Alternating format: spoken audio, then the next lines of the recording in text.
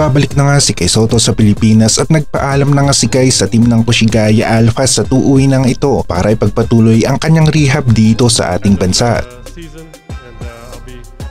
Back home to do my rehab, but I'm still gonna support the Alphas family.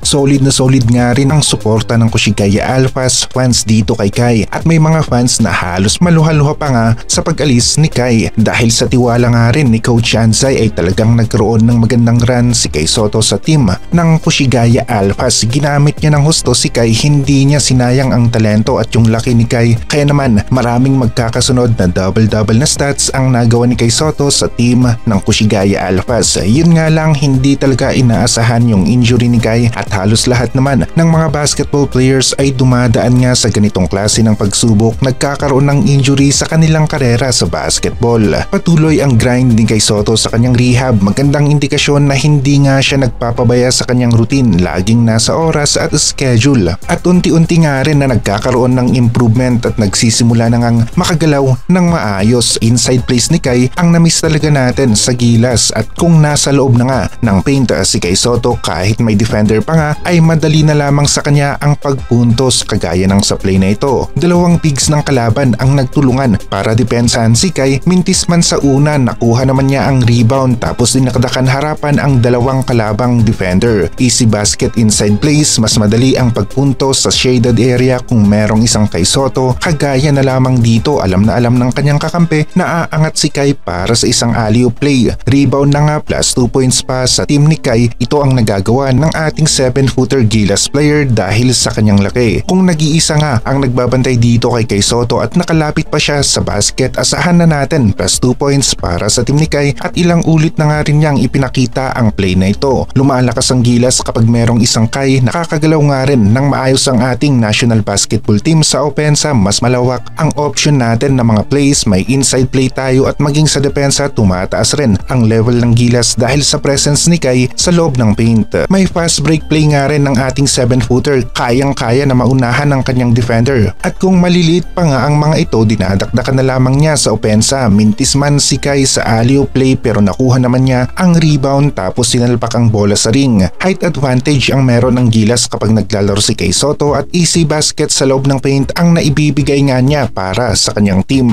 Nagiging epektibo rin ang mga pick and roll plays kapag si Kai ang big ng isang team dahil hindi nila abot ang mataas na pasa kapag si Kai Sotto na nga ang nag-roll papalapit sa basket.